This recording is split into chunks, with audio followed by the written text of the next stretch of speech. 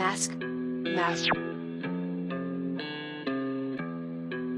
Fala galera, e aí, só de zoas? Aqui quem fala é o Finger e no vídeo de hoje vou dizer o porquê o Poetas no Topo 3.3 vai fracassar na minha opinião. Bom, para entendermos tudo isso temos que entender um pouco sobre o projeto Poetas no Topo e tudo que ele envolve. Primeiro que ele surge em um contexto já totalmente instável e único da cena do rap nacional. Grupos como Haikais e principalmente o Costa Gold estavam no auge, e o rap mergulhava em uma discussão muito grande sobre esses grupos, pois os mais conservadores defendiam que aquilo não era rap, não havia mensagem e nem uma função social explícita nas músicas do Haikais e do Costa. Bom, e o Costa Gold, mais especificamente o Predella, que na época era o nome de maior destaque da cena, comprou essa briga lírica com esses mais conservadores. E a briga não ficou apenas entre público e esses grupos que eu mencionei. Outros artistas compraram essa briga, como o Djonga, mas principalmente o BK. Lembrando que BK e Predella eram líderes de bancas de rap, que para facilitar para vocês entenderem eu vou descrever como grupinhos ou panelinhas de rappers. A do Predella era o da Massa Clan e a do BK, o Bloco 7. E essa briga só crescia a cada dia que passava, com vídeos de provocação e muita música, e muita indireta nelas também.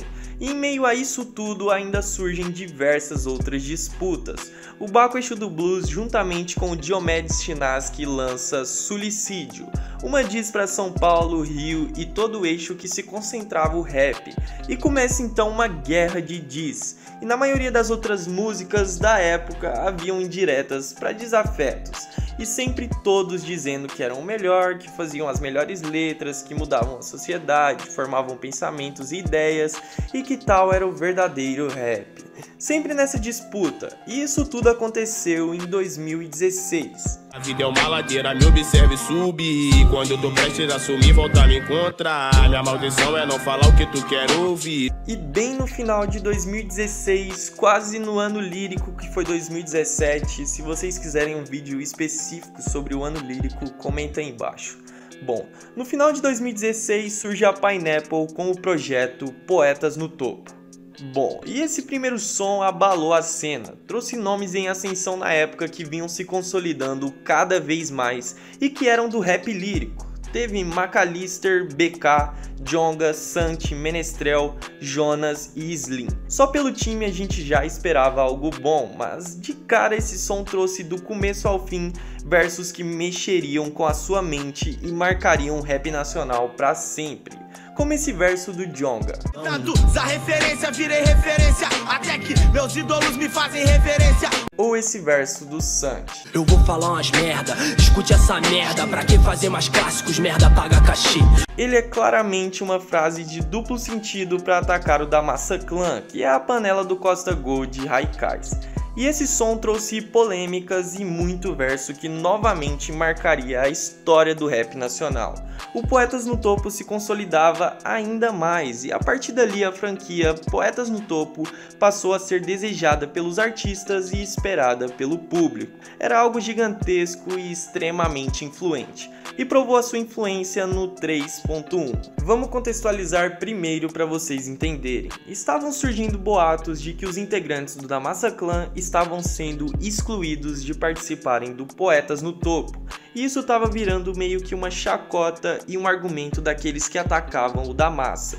Isso só deixava o clima do rap nacional ainda mais tenso. E o Poetas no Topo veio como um cessar-fogo momentâneo, ao colocar já de início do 3.1 o Pedro Quali do Haikais em um som que tinha integrantes do Bloco 7, que era o grupo liderado pelo BK, que na época rivalizava com o da Massa Clan, como eu já disse. E vocês perceberam a relevância e a importância que o Poetas no Topo passou a ter, e na metade de 2017, ano lírico, veio o Poetas no Topo 3.2 com nomes muito influentes da época. E foi gigantesco, eu lembro que todo mundo parou para ouvir esse som, que tinha Xamã, Choice, Síntese, Lorde e etc.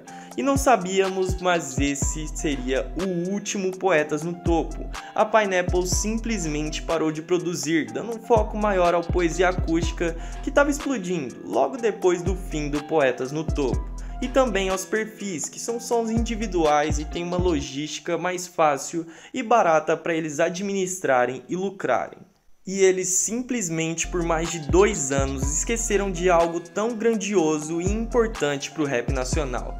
E então depois de tanto tempo, depois do rap nacional ter mudado tanto, no fim de 2019 eles anunciam o Poetas no Topo 3.3. E chegamos aonde eu queria chegar.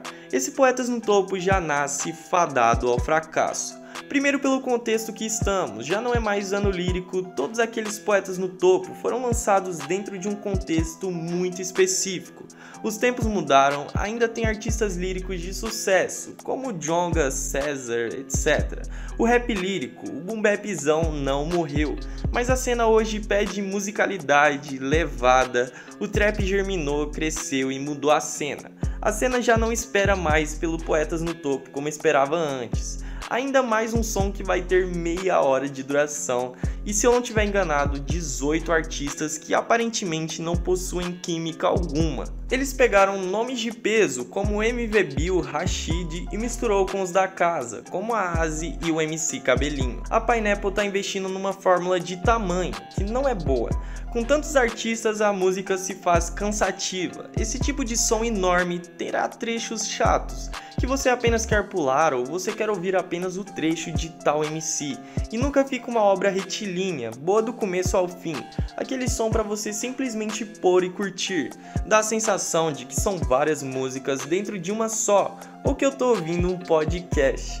Sinceramente, 18 artistas foi um exagero, e eu torço muito para estar errado e que Poetas no Topo dê muito certo e termine de fato no topo. Mas até a lírica é difícil de todas juntas fazerem um sentido, que sempre fez. O Poetas no Topo tem uma temática, cada som tem um tema a ser seguido e abordado, além da química do som que é muito difícil de se manter com 18 artistas. É muito provável que em termos de qualidade de som, esse vire mais um Poesia Mistureba 7, onde nada, absolutamente nada fez sentido.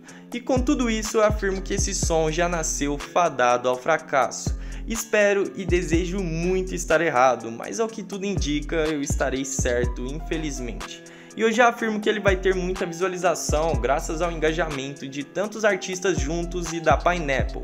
Mas o som Poetas no Topo 3.3 dificilmente será tão relevante e marcante quanto foram as do passado. Esse foi o vídeo de hoje, não se esqueça de comentar a sua opinião aí embaixo e não se esqueça também de deixar o like e se inscrever.